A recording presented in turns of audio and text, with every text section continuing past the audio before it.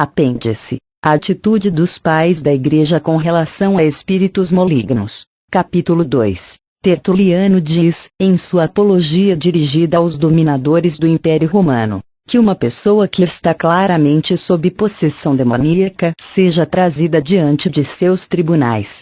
O espírito perverso, ordenado a falar por um seguidor de Cristo, tão prontamente fará a confissão verdadeira de que ele é um demônio quanto em qualquer lugar ele falsamente afirmou que é um Deus. Ou, se tu farás, que seja produzido um dos possuídos por Deus, como são supostos, se eles não confessam, em seu temor de mentir para um cristão, que são demônios, imediatamente se derrama o sangue do mais impudente seguidor de Cristo. Toda a autoridade e poder que temos sobre eles é a partir de mencionarmos o nome de Cristo e relembrar-lhes à memória as aflições com que Deus os intimidava nas mãos de Cristo, o juiz deles, as quais eles esperavam, um dia, ultrapassar. Temendo a Cristo em Deus e Deus em Cristo, eles se tornam sujeitos aos servos de Deus e Cristo. De forma que, um toque ou sopro, dominado pelo pensamento e percepção daqueles fogos de julgamento, eles saem, ao nosso comando, dos corpos onde entraram, sem vontade e aflitos, e, diante de seus próprios olhos, são postos à vergonha aberta.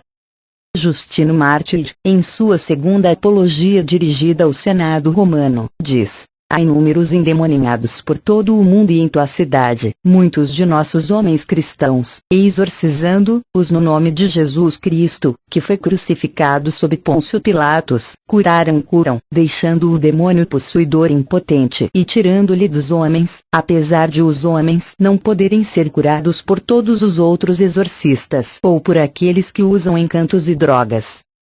Cipriano se expressou com igual confiança. Depois de ter dito que eles são espíritos malignos que inspiram os falsos profetas dos gentios e entregam oráculos por misturar sempre a verdade com a falsidade para provar o que dizem, ele acrescenta: contudo, esses espíritos malignos, conjurados pelo Deus vivente, imediatamente nos obedecem, se nos submetem, confessam nosso poder e são forçados a sair dos corpos que possuem. Sintomas de possessão demoníaca. Capítulos 2 e 5. Excertos de possessão demoníaca, de Dr. J. L. Nevius. 1. Aquele sob o poder do demônio é uma vítima involuntária. A alma desejosa é conhecida como um médium.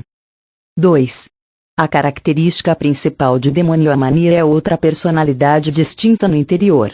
Isso é diferente de influência demoníaca, pois nela os homens seguem a própria vontade e mantêm a própria personalidade. 3.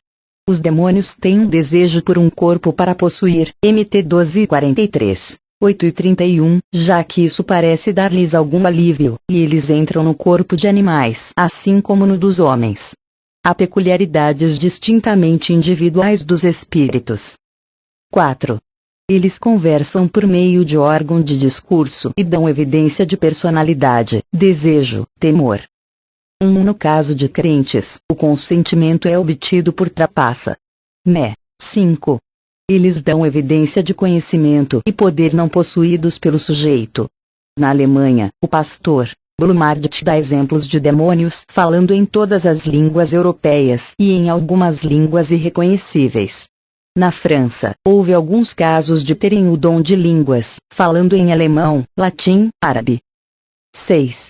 O demônio em possessão do corpo muda inteiramente o caráter moral daqueles em quem entram, compelindo-os a agir completamente ao contrário de seu comportamento normal. Homens reservados, reticentes, irão chorar, cantar, rir, falar. Almas mansas irão se enraivecer. Homens e mulheres de falar geralmente puro falarão de coisas não citadas entre os filhos de Deus e agirão de maneira e conduta contrárias à dignidade e ao comportamento normais deles. Tudo pelo que não são responsáveis enquanto estão sob controle dessa outra personalidade dentro deles. Em resumo, eles exibirão traços de caráter completamente diferentes daqueles que lhes pertencem normalmente. 7. Há também sintomas nervosos e musculares peculiares à possessão demoníaca no corpo. 7. Há também uma inspiração do peito, que é uma marca especial de possessão demoníaca. 8. Expressões proféticas são dadas em espasmos e sentenças, bem diferentes da sequência calma e coerente de linguagem vista nas expressões dos apóstolos no Pentecostes. 10. A levitação do corpo, bem conhecida pelos espíritas. Quando o sujeito dirá que está inconsciente de possuir um corpo e há invariavelmente uma mente passiva. Há, geralmente, uma voz distinta que fala por meio dos lábios do sujeito, expressando pensamentos e palavras, involuntariamente. Atividade demoníaca nos últimos tempos. Capítulo 1. De Manifestações de Espírito, de Sir Robert Anderson. Os evangelhos testificam da atividade de demônios durante o ministério de Cristo na Terra, e as epístolas nos alertam sobre uma renovação da atividade demoníaca nos últimos tempos, antes da volta dele. Toda a Escritura é inspirada por Deus, 2 Tm 13:16, mas pode parecer que, algumas vezes, uma revelação foi feita com definição especial, e esse alerta particular é prefaciado pelas palavras: o Espírito afirma expressamente, 1 Tm 4:1. E isso se relaciona, não a qualquer novo desenvolvimento de mal moral no mundo, mas a uma nova apostasia na Igreja professa, um culto promovido por espíritos sedutores de uma espiritualidade altamente sensitiva e uma moralidade mais obstinada do que o cristianismo mesmo aprovará. Vs. 1:5. A narrativa do Evangelho indica que alguns demônios eram espíritos vis imundos que exercitavam uma influência brutal sobre suas vítimas. Mas o Senhor indicou claramente que essas eram uma classe à parte e essa casta, MC 9:29. Eles eram todos espíritos imundos, mas no uso judeu, a palavra catários conota impureza espiritual. Que isso não implicava a poluição moral é provado pelo fato de que o Senhor Jesus foi acusado de ter demônio, apesar de nem mesmo seus inimigos mais malignos nunca o acusarem de mal moral. Era apenas pela oração que esses espíritos imundos poderiam ser expulsos, ao passo que demônios devotos reconheciam Cristo e saíam quando seus discípulos ordenavam que assim fizessem em nome dele.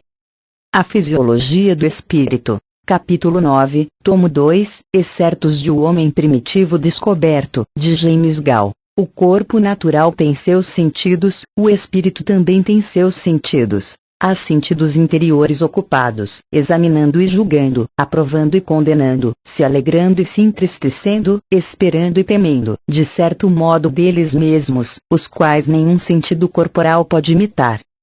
Há um espírito interior a que chamamos de nós mesmos e é perfeitamente distinto do corpo no qual habitamos. Se nosso espírito, que foi gerado em ou com nosso corpo, é elaborado a partir de substâncias imateriais em existências separadas, constituindo espíritos individuais, esses espíritos individuais têm de ser supostos como sendo compostos de substância ou substâncias de espírito e possuídos de diferentes faculdades.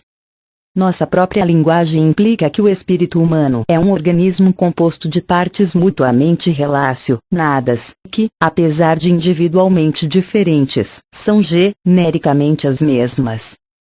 Essa é uma doutrina bem estabelecida da Escritura, que o corpo é animado por um espírito inteligente e imortal, que sente e age por meio de seu mecanismo material, sem ser, ele mesmo, material. Possessão demoníaca entre cristãos. Capítulo 5. O caso de uma dama cristã. Extratos de cartas privadas, por um evangelista de renome na Alemanha. Na primavera deste ano, 1912, essa serva de Deus que foi possuída veio aqui, e os espíritos que a possuíam falam por meio dela com vozes completamente diferentes da dela própria.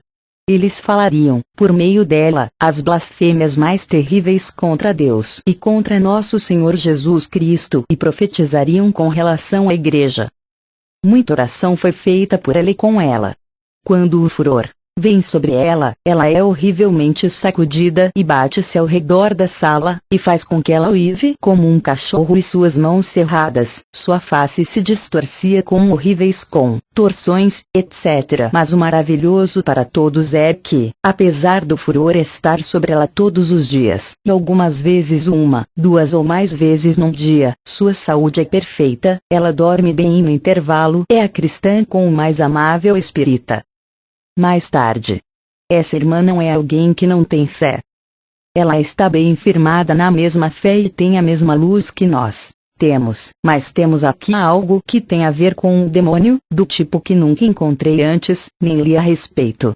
Seria também um erro se alguém pensasse que oração e ordens não estão sendo úteis, pois nessas últimas 3 semanas Deus tem feito grandes e gloriosas coisas, de forma que estamos cheios de adoração. O demônio ainda está lá, é verdade, mas ele está grandemente abatido, e não pode mais atormentar a irmã. Ele está relativamente impotente nela e ela olha tão radiantemente feliz com uma alegria celestial, fresca e forte. O demônio também foi privado de todo poder sobre os lábios dela. Em vez das blasfêmias e delírios, há apenas um uivo desesperado e queixoso, e que dura todo o tempo que oramos. Mais tarde. Faz aproximadamente 2 semanas que o demônio está em silêncio. Por 8 dias, ele não falou uma palavra sequer, somente gritou 2 vezes. A autoridade me expulsa. A única coisa que ele faz é uivar e ranger os dentes. Alguns dias atrás, nós oramos por cerca de 1h30.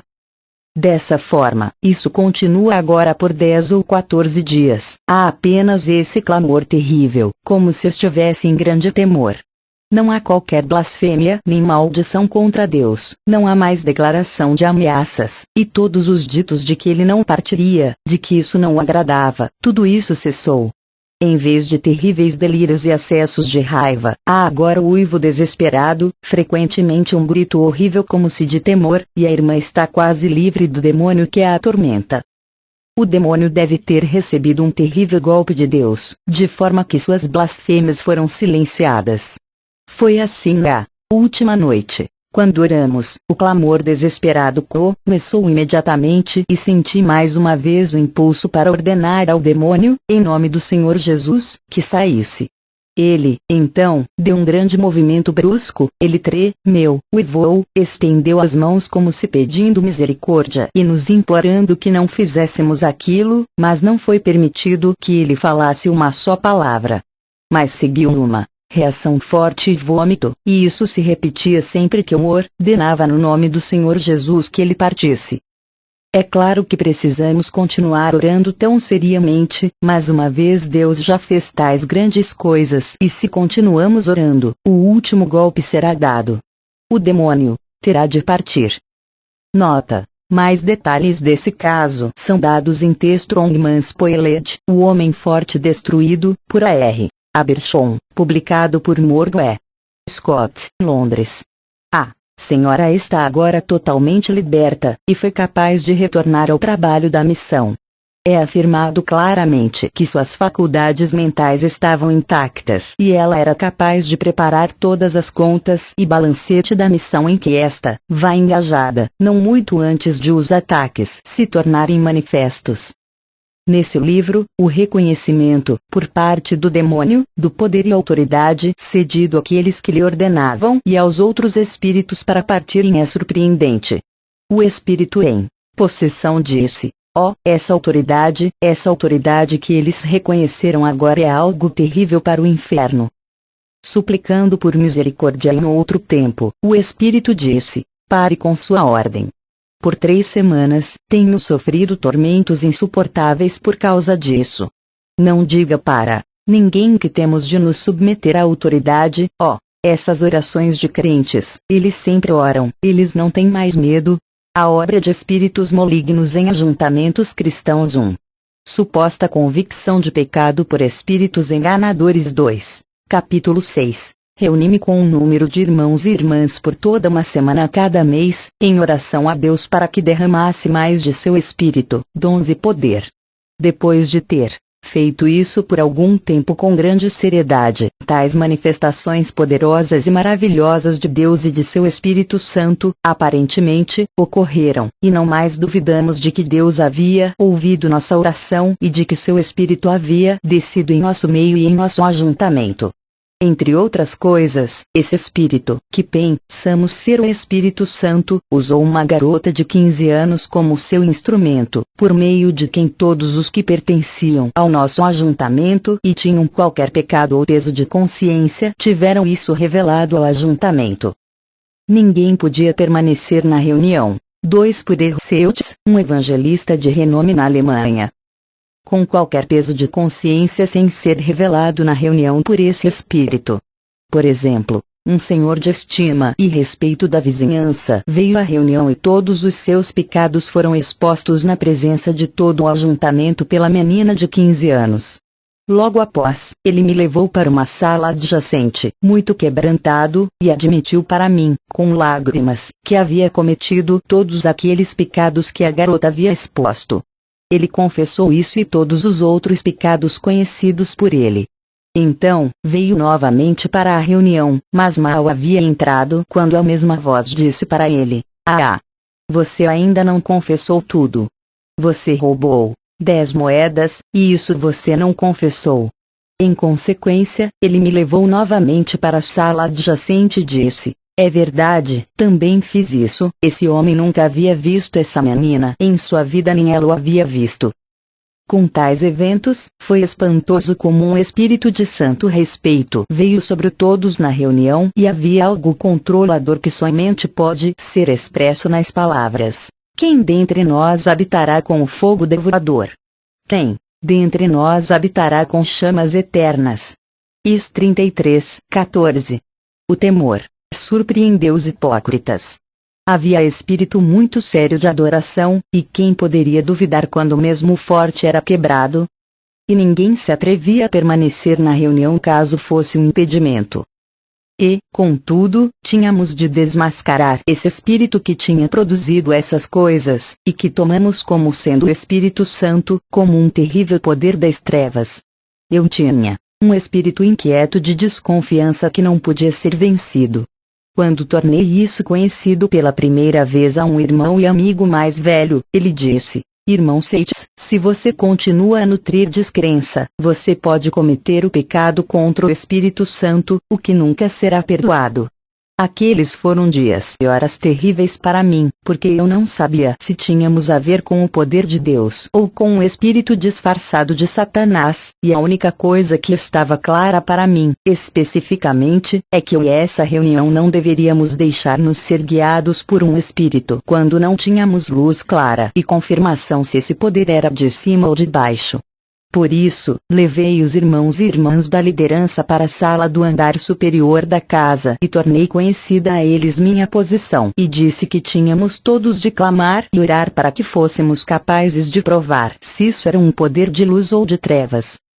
Quando dissemos as escadas, a voz desse poder disse, usando a menina de 15 anos como seu instrumento: "Que rebelião é essa no meio de vocês? Vocês serão punidos dolorosamente por sua descrença." Eu disse a essa voz que era verdade, que não sabíamos com quem estávamos tratando.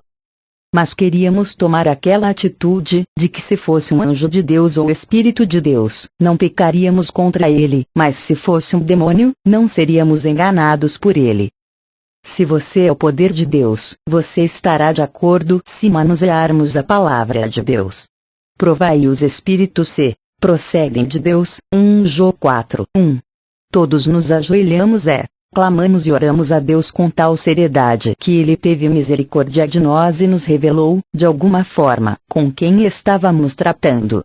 Então, o poder teve de revelar-se por iniciativa própria. Por meio da pessoa que havia usado como seu instrumento, ele fez caretas abomináveis e terríveis, e gritava num tom penetrante: "Agora estou descoberto, agora estou descoberto." 2. Suposta unidade pelo reavitivamento. Capítulos 3, 4, 5, 6 e 7. Já há algum tempo, tenho em minha mente tentar colocar em linguagem algumas das coisas que têm sido minha dolorosa experiência para testemunhar e passar, ligadas às obras de Satanás como um anjo de luz, mas tudo pareceu tão complicado e confuso. Primeiro, os ataques deles parecem ser sobre as almas mais espirituais, aqueles que fizeram a entrega mais plena a Deus e reconhecem uma afinidade espiritual, que eles creem que, se for quebrada, arruína todo o propósito de Deus. 1 e 10. O espírito mentiroso insiste em uma mente, um julgamento e uma expressão. Essas almas, assim, unidas, formam a assim chamada Assembleia e clamam o Salmo 89:7. Tudo é trazido para dentro da Assembleia para decisão, sendo a afirmação a de que nenhuma alma individual pode entender a mente do Senhor, baseado em Provérbios 11:14, 5:22 e 20:18. Foram gastas horas para se trazer diante do Senhor os menores detalhes da vida diária. O líder expunha cada questão, pedindo que todo o poder fosse trazido a uma mente. A resposta era, então, dada por cada um em alguma palavra da Escritura. A atitude tomada para receber a suposta palavra do Senhor era a resistência a qualquer pensamento ou razão e deixar a mente tornar-se um vazio perfeito. Se alguém se aventurasse a dar uma opinião, ou qualquer julgamento, era rejeitado da comunhão. O fato de essa pessoa considerar era prova de vida na carne. A disciplina ministrada para tais foi, de fato, severa. Eles não era permitido falar a ninguém ou fazer qualquer tipo de trabalho. Em alguns casos, isso durou por semanas e até mesmo meses. O efeito sobre a mente foi terrível. O único caminho de volta foi fazer uma afirmação na Assembleia que lhes satisfez, de que havia arrependimento verdadeiro. Provérbios 21:4, Isaías 59:3 e Romanos 8:8 são as palavras dadas para não trabalhar. Qualquer outra oração leitura da palavra é tida como aumentando o pecado. Consequentemente, a alma é calada em tormento e desespero, sendo excluída de todas as reuniões. Segundo, a manifestação do Espírito em profecia, oração e angústia. Uma pessoa frequentemente oraria por uma e, algumas vezes, 2 horas, sem uma pausa. Mensagens também poderiam durar por 2 horas e toda a reunião por 8 ou 9 horas. Qualquer que se sujeitasse a dormir ou exaustão era imediatamente considerado na carne e um obstáculo para a reunião.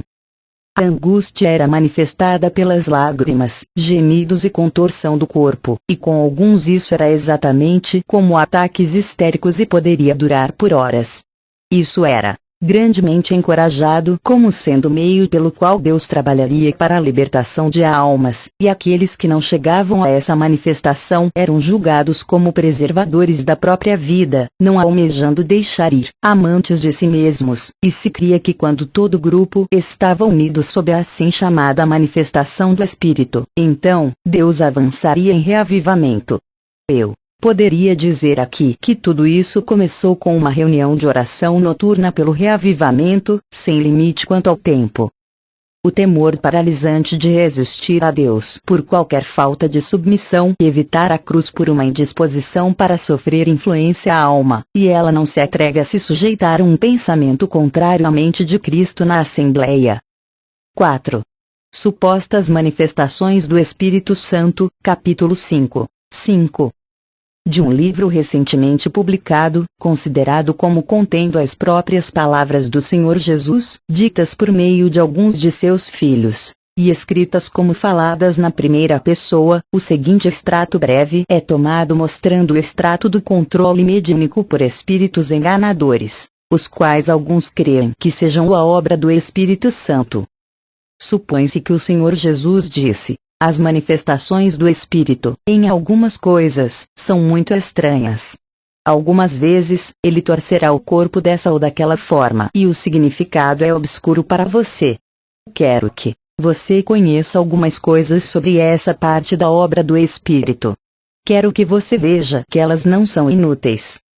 Se você tivesse falado em sua própria língua quando o Espírito entrou, isso lhe teria abençoado graciosamente, mas talvez você tivesse pensado que era você mesmo, como muitos. Assim, o Espírito entra e fala numa língua desconhecida, para que você saiba que não era você falando. Suas mãos ele frequentemente levantava e novamente ele levantava seus dedos de várias formas. Seus olhos abrem e fecham pelo Espírito agora, como não faziam antes. Sua cabeça foi sacudida pelo Espírito e você não sabe por que ele fez isso. Você pensou, algumas vezes, que era apenas para mostrar que ele estava vivendo lá e que era verdade, mas há mais ali do que isso, e ele lhe mostrará tanto quanto puder, em poucas palavras, o que são algumas dessas coisas. Algumas coisas nas manifestações são muito peculiares a você. Você se foi considerando sobre elas. Não pense que é estranho que o espírito trabalhe em você de diferentes formas. Sua obra é mais do que uma obra dupla.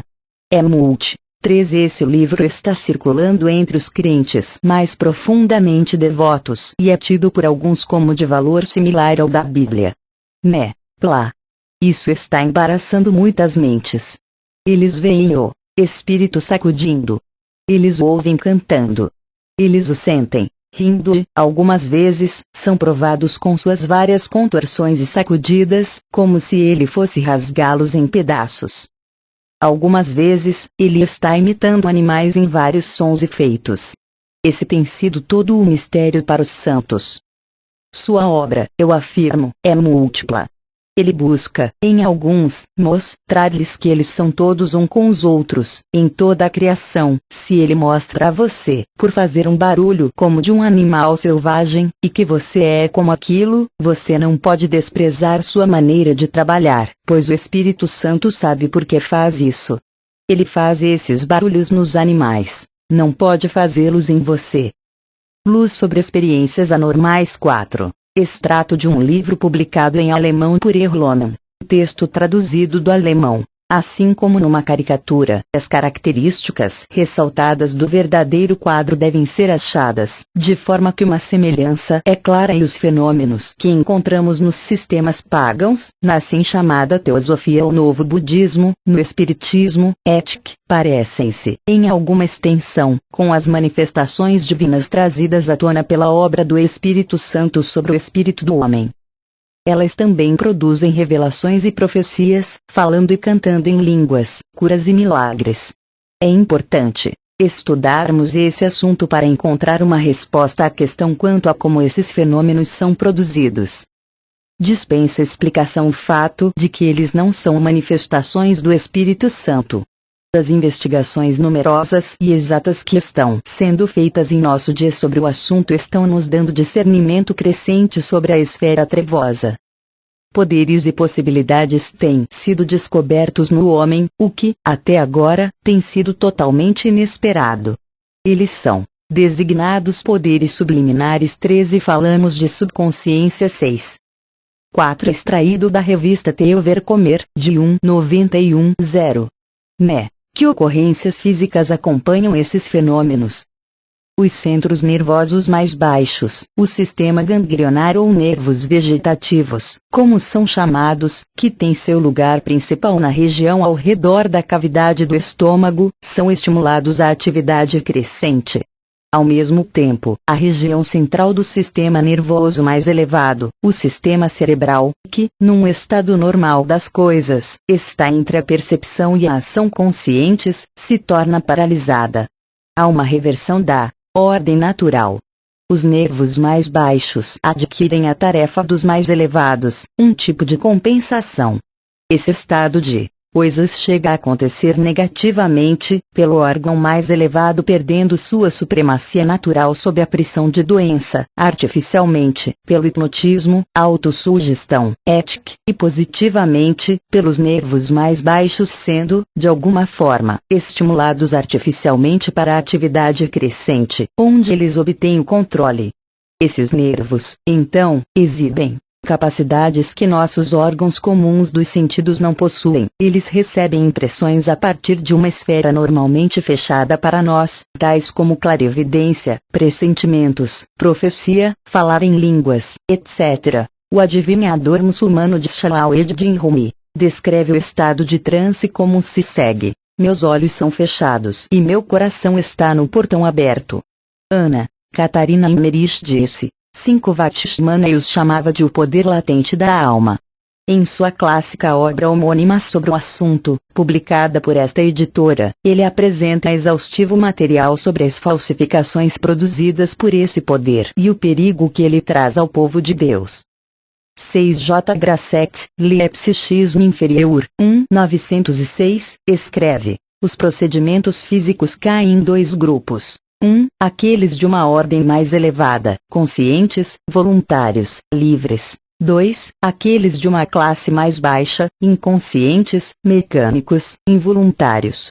Nesse assunto, o Dr. Naum Kotik diz em Termination of Psychophysical Energy, Sob condições normais na atividade do cérebro, a subconsciência dificilmente faz-se sentir e, por essa razão, não temos nenhuma suspeita de sua existência. Há condições da psique, no entanto, tais como o sonambulismo, nas quais a subconsciência anula-se, assume todo o controle e força a superconsciência de volta à posição a qual ela, a saber, a subconsciência, pertence corretamente. As ações que atestam a atividade da subconsciência independentemente da superconsciência são, normalmente, chamadas automáticas. Me. 1774, 1824. Vejo a luz, não com meus olhos, mas é como se visse com meu coração, com os nervos que têm seu lugar na cavidade do estômago, aquilo que está, na verdade, ao meu redor, vejo, de modo turvo, com meus olhos, como alguém sedado e começando a sonhar. Minha segunda visão me atrai forçosamente e é mais clara que minha visão natural, mas não ocorre por meio de meus olhos. Quando num estado de sonambulismo, o sentido interior, aumentado em atividade, entende as coisas exteriores tão claramente e mais assim do que quando despertado, momento em que ele reconhece objetos tangíveis com os olhos fechados com força e absolutamente incapazes de ver tão bem como pela visão. Isso ocorre de acordo com a declaração unânime de todos os sonâmbulos, por meio da cavidade do estômago, isto é, por meio dos nervos que têm seu lugar nessa região. E é a partir dessa parte que os nervos são colocados em ação, os quais movem os órgãos de discurso, ao falar em línguas, etc. Inúmeros casos de falsas atividades místicas exibem, por todos os séculos da história da Igreja, as mesmas características, sendo a subconsciência sempre o meio de tal percepção e funções. Eles são mórbidos, vindos sob a vestimenta de manifestações divinas para levar almas a se desviarem. Agora, é muito significativo que, de acordo com as afirmações dos líderes, isso é uma atividade da subconsciência, que encontramos no movimento pentecostal assim chamado. Lemos o seguinte numa reportagem de uma conferência pentecostal internacional. Na terça-feira, um pastor introduziu uma discussão. O tópico principal era a obra da mente subconsciente em mensagens e profecia. Muita confusão prevaleceu concernente à relação de nossa consciência com nossa subconsciência. A terminologia bíblica foi preferível, 14:14, 15, trecho em que lhes aos Coríntios foi falado de mente e de espírito. Quando Cristo vive em nós, Ele está em nosso coração e no coração há duas salas. Numa delas, vive a consciência, e por meio da consciência posso conhecer que Cristo vive em mim. Em outra, há a subconsciência, e lá Cristo vive também. Vemos em 1 Coríntios 14:14. Porque, se eu orar em outra língua, o meu espírito ora de fato, mas a minha mente fica infrutífera. Note a expressão meu espírito minha mente subconsciente, e também a expressão minha mente, isto é, quando meu espírito ora em línguas, minha mente subconsciente ora. Na declaração da Segunda Conferência Pentecostal Mulhem, de 15 de setembro de 1909, lemos, em 1 Coríntios 14:14, tradução de Lutero, Paulo faz uma distinção entre o entendimento e o espírito do homem. Pela palavra entendimento, ele quer significar o consciente, e pela palavra espírito, o inconsciente, a vida espiritual, a vida do homem. Nessa vida espiritual inconsciente, na linguagem moderna também chamada subconsciência, Deus colocou o dom de falar em línguas e de profecia. De acordo com isso, a vida espiritual do crente é sinônima da subconsciência do sonambulismo. E quanto mais altamente desenvolvida essa subconsciência é em qualquer indivíduo, mais altamente desenvolvida será a vida espiritual deles. Apenas tente substituir a palavra subconsciência naquelas passagens onde a Escritura fala do espírito do homem. Por exemplo, Salmos 51, 17, 77, 6, Isaías 66, 2, Atos 7, 59, 18, 5, 20 e 22, Romanos 1, 9, 2 e 29, 8 e 16, 1 Coríntios 2 e 11, 4 e 21, 5, 5. Gálatas 6, 1, 18, Efésios 4 e 23, 1 Tessalonicenses 5 e 23. Aqueles em quem a subconsciência se torna ativa, na maneira descrita acima, sentem como se houvesse uma corrente elétrica passando pelo corpo, que é um estímulo dos nervos, que tem seu lugar central na cavidade do estômago. E, a partir daí que as mandíbulas são movidas a falar em línguas. Um dos líderes do movimento pentecostal, ao descrever o processo desse assim chamado batismo do Espírito no corpo, fez uso de comparação singular, dizendo que, para ele, é como se houvesse no corpo uma garrafa invertida. A semelhança era incompreensível para mim, mas essa maneira de expressar-se foi iluminada da forma mais notável quando encontrei a expressão quase idêntica usada por um adivinhador muçulmano. T.V. Kulbev, um discípulo de Molas Shah, estava recebendo instrução de seu mestre quanto a como poderia chegar ao estado estático. Ele disse: depois dele haver fechado meus olhos, vi algo em meu ser interior parecido com um copo caído. Quando esse objeto foi colocado para cima, um sentimento de felicidade ilimitada encheu meu ser. Esse sentimento de felicidade é outro traço característico desse tipo de ocorrências. Pelo estímulo do sistema nervoso mais baixo, um sentimento de intenso êxtase é regularmente produzido. Primeiro, encontramos, usualmente em conexão com isso, a contração involuntária dos músculos e movimento dos membros, em consequência da inversão não natural do sistema nervoso. O pastor Paul disse novamente: se alguém deve profetizar da forma como aprendi agora, Deus tem de ser capaz de mover a boca daquele que profetiza, como ele antigamente moveu a boca da mula de Balaão. A mula não entendeu nada das palavras que falou, apenas disse o que era para se dizer. Há um perigo em expressar coisas que entendemos. E tão fácil algo se misturar aos pensamentos de alguém, então, expressar o que ele pensa. Isso ocorre sem a menor intenção. Essa é a razão pela qual Deus treina seus profetas ao preparar o que o Espírito lhes dá para que falem exatamente assim. Falar em línguas estranhas é uma escola preliminar boa. Lá, alguém aprende a falar do modo como a boca é movida. Ele fala sem saber o que está dizendo, simplesmente seguindo a posição da boca. Assim também na profecia. Lá, também, alguém fala levado pela posição da boca. Falar em línguas e profetizar estão sob o mesmo princípio. E é evidente que nesses fenômenos temos o oposto exato do que as Escrituras entendem pela comunicação do Espírito. Quando o Espírito de Deus toma possessão do espírito do homem, ele é trazido de volta a uma condição normal. O espírito adquire a plena autoridade que lhe foi dada pelo Criador sobre os poderes da alma e, por meio da alma, sobre o corpo. A vida pessoal consciente está uma vez mais completamente sob a autoridade do Espírito. A dependência de Deus, a qual o homem buscou quebrar, em sua mania de exaltar-se por estabelecer sua razão, suas emoções ou a carne sobre o trono, é novamente restaurada. O Espírito de Deus pode exercitar, uma vez mais, seu poder controlador e despertador.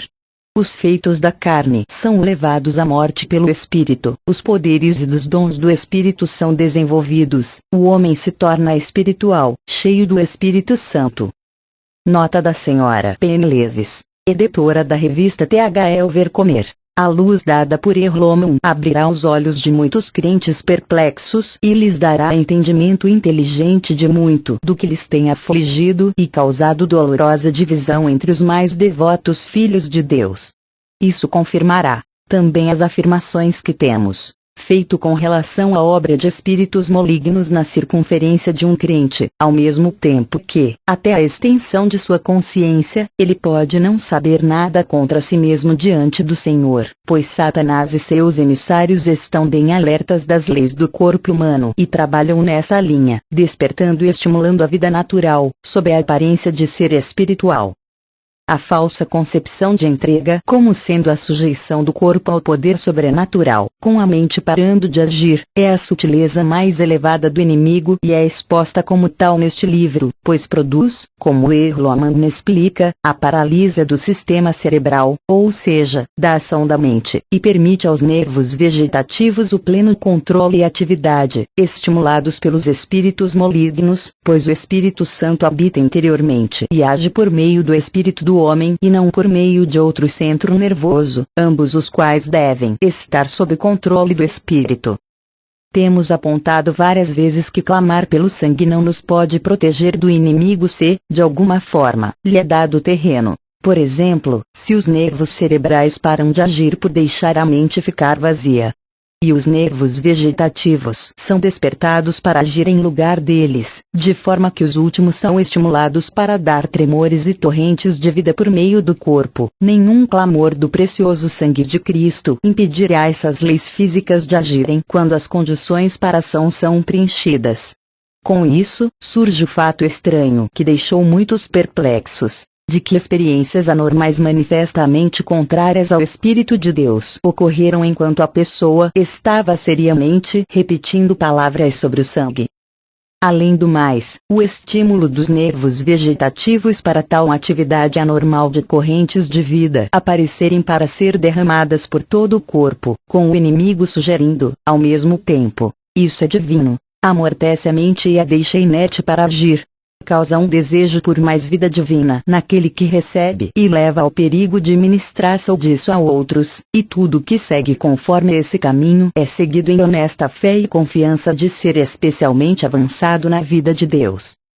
Se qualquer que ler isso descobrir seu próprio caso descrito, que agradeça a Deus pelo conhecimento da verdade e simplesmente rejeite, por uma atitude da vontade, tudo que não é de Deus, consinta em confiar em Deus e em sua palavra sem quaisquer experiências e permaneçam em Romanos 6 e 11, com Tiago 4, 7, com respeito ao adversário, pelo Espírito da verdade, João 16 e 13. Como demônios atacam crentes avançados. Extratos de um artigo escrito como contribuição a um jornal americano e reimpresso na revista The Christian há alguns anos. Não sabemos o nome do escritor. 1. A manifestação do poder dos demônios. A ação de demônios é sempre trazida mais notavelmente à atenção em proporção à manifestação e poder da obra de Deus entre as almas. Quando o Filho de Deus foi manifesto na carne, isso fez surgir atividade e ação abertas de demônios mais do que nunca antes. 2. Vários tipos de demônios. Os demônios são de variedade múltipla. Eles são de vários tipos, maior em diversidade do que os seres humanos, e esses demônios sempre buscam possuir uma pessoa análoga a eles em algumas características. A Bíblia nos fala de demônios impuros, com astúcia, e de demônios adivinhadores, de insanidade, de bebedice, de gula, de ociosidade, de operação de maravilhas ou milagres, de demônios tirânicos, de demônios teológicos e de demônios que berram e gritam. Há demônios que agem mais particularmente no corpo ou em algum órgão ou apetite do corpo. Há outros que agem mais diretamente sobre o intelecto ou sobre as sensibilidades, emoções e afeições. Há outros, de uma ordem mais elevada, que agem diretamente na natureza espiritual do homem, sobre a consciência ou as percepções espirituais. Há aqueles que agem como anjos de luz e desviam e iludem muitos que são cristãos genuínos. 4. Como os demônios se fortificam em seres humanos. Eles buscam aqueles cuja constituição e temperamento são mais agradáveis a eles mesmos e, então, buscam se fortificar em alguma parte do corpo ou do cérebro, ou em algum apetite, ou em alguma faculdade da mente, tanto da razão como da imaginação ou da percepção. E quanto têm acesso, eles se enterram na própria estrutura da pessoa, de forma a se identificar com a personalidade daquele que possuem. Em muitos exemplos, eles não obtêm possessão do indivíduo, mas obtêm tal influência em alguma parte da mente que atormentam a pessoa com ataques periódicos de algo estranho e anormal, completamente desproporcional com o caráter geral e a constituição do indivíduo. 5. O objetivo de demônios ao buscar seres humanos. Esses demônios alimentam-se na pessoa com quem estão aliados. Há alusões na Escritura e fatos reunidos a partir da experiência suficientes para provar que certas variedades de demônios vivem na essência do sangue humano. 6. Os tipos de demônios que atacam cristãos avançados. Há demônios religiosos, não santos, mas religiosos e cheios com uma forma malévola de religião, que é a falsificação da verdade, da espiritualidade profunda. Esses Demônios pseudo-religiosos atacam muito raramente jovens iniciantes, mas pairam ao redor de pessoas que avançam em experiências mais profundas e buscam toda a oportunidade para se fortificarem sobre a consciência ou sobre as emoções espirituais de pessoas em estágios elevados de graça e, especialmente, se essas são de temperamento vivido e enérgico. Esses são os demônios que lançam a destruição entre muitos mestres da santidade. Uma maneira pela qual eles influenciam pessoas é a seguinte: uma alma passa por uma grande luta e é maravilhosamente abençoada. Correntes de luz e emoção varrem seu ser. As linhas de apoio comuns são todas cortadas. A alma é lançada num mar de experiências extravagantes. Nesse ponto, os demônios pairam ao redor da alma e fazem sugestões estranhas à mente de algo diferente ou estranho ou contrário ao sentido comum ou ao gosto decente. Eles fazem essas sugestões sob a profissão de ser o Espírito Santo. Eles sopram as emoções e produzem um regozijo estranho, falsificado, que é simplesmente a isca deles para entrar em alguma faculdade da alma. 7. Alguns exemplos de como demônios tomam posse de cristãos cheios do Espírito. Uma mulher muito santa e útil diz que, logo após receber o batismo do Espírito, veio até ela, certa noite na igreja, um impulso selvagem anormal para jogar o inário no pregador e correr pela igreja gritando. E isso tomou todo o poder de vontade dela para impedir sua mão de jogar aquele inário. Mas ela tinha o bom senso para saber que o Espírito Santo não era o autor de tal sugestão. Se ela tivesse se sujeitado àquele sentimento, isso teria dado ao demônio fanático admissão à natureza emocional dela e arruinado a vida de obra dela. Ela é uma pessoa que conhece as demonstrações poderosas do Espírito Santo e entende Deus suficientemente para saber que ele não é fonte da conduta selvagem e indecente. Outra pessoa disse que se sentia como se estivesse rolando no chão e gemendo e puxando as cadeiras ao redor, mas percebeu distintamente que o impulso de fazer assim tinha algo de selvagem e um toque de autoexibição contrário à delicadeza e doçura de Jesus. E, tão rápido quanto viu que era um ataque de um espírito falso, ele foi libertado. Mas outro homem teve o mesmo impulso e caiu gemendo e urrando, batendo no chão com as mãos e pés, e o demônio entrou nele como anjo de luz e o levou a pensar que sua conduta era do Espírito Santo, e isso se tornou um hábito regular nas reuniões em que ele estava presente, até arruinar toda a reunião religiosa em que estivesse. 8. O tipo mais perigoso de demônios requer grande humildade provar esses espíritos e detectar os falsos. Outros demônios que existem são aqueles pseudo-devotos que pairam nas altitudes elevadas da vida espiritual, como águias ao redor do topo de grandes montanhas, e buscam fortificar suas garras sobre as presas eminentes e notáveis. Esses são os demônios de orgulho espiritual, de ambição espiritual, de visão profética falsa, de iluminações deformadas e absurdas, de ideias selvagens imaginárias. Esses são os demônios que voam sobre as regiões iluminadas pelo sol da terra de Canaã e atacam muito raramente, mas somente os crentes avançados. 9. Alguns efeitos da influência de demônios. Os efeitos de ser influenciado por esse tipo de demônios são múltiplos e claramente legíveis por uma mente bem equilibrada.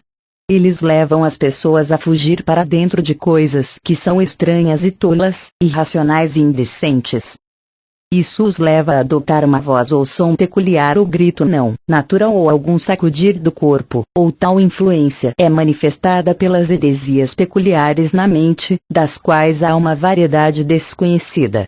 Isso produz certa selvageria no olhar e grosseria na voz. Tais pessoas invariavelmente quebram as leis do amor e severamente condenam os que não fazem conforme elas mesmas. Como uma regra, tais pessoas perdem a carne, pois a possessão demoníaca está perturbando muito as forças vitais e produz uma tensão terrível no coração e no sistema nervoso. A base bíblica para a guerra contra os poderes das trevas. 7. Evan Roberts. Para que o homem de Deus esteja perfeitamente equipado para toda boa obra. 2 Tm 13:17, Vimut. Perguntaram-lhe onde, no Novo Testamento, está indicado que podemos orar contra a, o ambiente, b, os espíritos malignos, c, Satanás, d, o adversário, e, a perversidade espiritual e f, as forças das trevas. A posição é bíblica e espiritualmente correta com a verdade e os fatos. Orar contra os poderes das trevas é bíblico e está de acordo com a verdade e os fatos atestados da experiência cristã. Pode ser claramente visto na Escritura e na história da Igreja cristã que 1. A oração tem de ser feita contra todo mal e para todo bem. 7. Extraído da revista Teu Ver Comer. Né. 2. Deus precisa da cooperação de sua Igreja para realizar a destruição do pecado e de Satanás. As coisas de Deus são espiritualmente discernidas 1, 2 e 14, e somente aqueles que são espirituais podem entendê-las, e palavras tais como ficar firme, resistir, vencer F6 e 11, 14, resistir TG 4, 7, labor em oração, ética, precisam de discernimento espiritual e experiência para serem interpretadas, pois descrevem fatos num reino espiritual, não compreendidos pelo homem natural. 1. Interrogador perguntar a si mesmo: sou espiritual? GL 6, 1. Se ele não é espiritual, ele não pode entender ou interpretar, num sentido espiritual, a linguagem usada pelo apóstolo em conexão com a guerra com as forças das trevas. Que qualquer interrogador leve a Deus toda a questão e peça por liderança para toda a verdade concernente àquilo. Então, ser-lhe mostrado o verdadeiro significado das palavras, não vindo do raciocínio intelectual, mas da iluminação divina e da experiência de vida.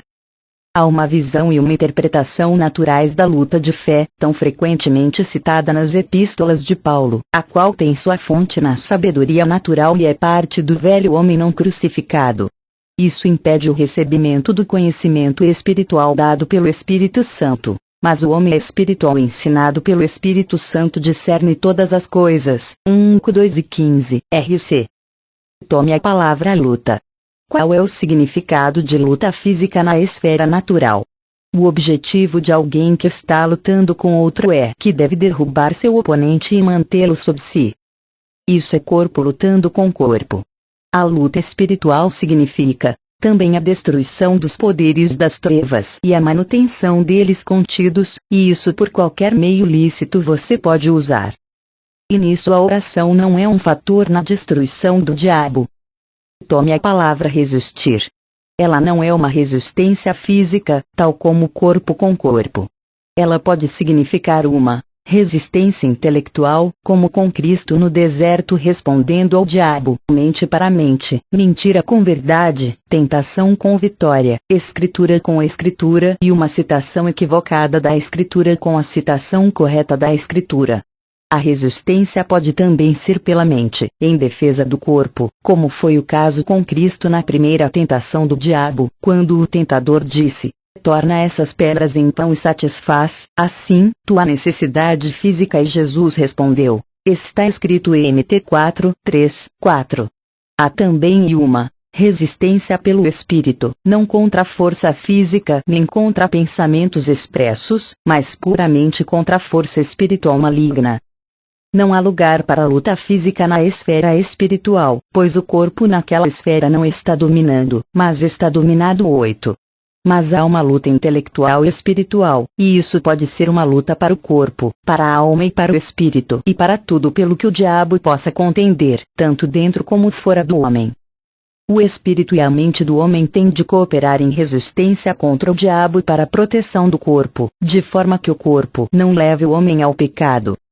Assim também, eles devem combinar-se em resistência para proteger a mente do ataque do inimigo, como quando Cristo, tentado a atirar-se do templo, usou a espada do Espírito, resistindo ao tentador, vs. 5, 7. Essa tentação não foi sugerida para atender sua necessidade física, mas para obter uma possível resposta da alma.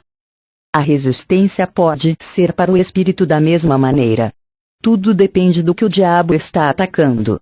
Todo o ser tende a agir como 8. A oração é um grande fator em manter o corpo, assim, em sua posição correta, isto é, dominado pelo espiritual. Né. 1. Espírito, alma e corpo, em defesa do homem confiando no Espírito Santo. A oração é uma arma indispensável em todo aspecto de resistência e luta contra o inimigo. Você não pode resistir, ou lutar, ou permanecer ou opor-se sem oração. Ela é uma arma defensiva e ofensiva poderosa contra o inimigo espiritual. A Igreja como um todo não experimenta a vitória sobre o diabo nesses caminhos porque não ora contra o adversário. E, quando você está envolvido na batalha contra o adversário espiritual, que você se torna realmente consciente da existência do adversário e se torna despertado sobre a necessidade de armas para exercer autoridade contra o adversário. Quanto à oração contra os espíritos malignos, temo-la indicada nas palavras do Senhor. Esta casta não pode sair senão por meio de oração e jejum. MC 9:29. Em 1 João 3:8 está escrito: para isto se manifestou o Filho de Deus, para destruir as obras do diabo. Mas como ele destruirá ou destrói e como ele destruiu as obras do diabo? Todas elas já foram destruídas. Alguma já foi destruída. Há alguma ainda a ser destruída. Deus precisa de cooperação da sua igreja para realizar a destruição do pecado e de Satanás, assim como Deus precisou da cooperação de Israel em seu tratamento com os cananitas. Cristo disse: primeiro amarra o homem valente. MT 12:29. Isso implica e envolve oração contra o homem valente. Como ocorre esse amarrar e o que é que amarra a não ser a oração? 1. Ao dizer que o inimigo não é amarrado quando você clama a vitória no nome de Jesus, você admite uma mentira de Satanás, pois Deus não lhe diria isso. Não confunda fé e fato. Quando você proclama uma vitória, o diabo é amarrado pela fé, mas você tem de deixar Deus ter seu tempo para tornar isso um fato. Se você segue as aparências, admite as obras do adversário como fatos em vez de as afirmações de Deus em sua palavra. Boa leitura!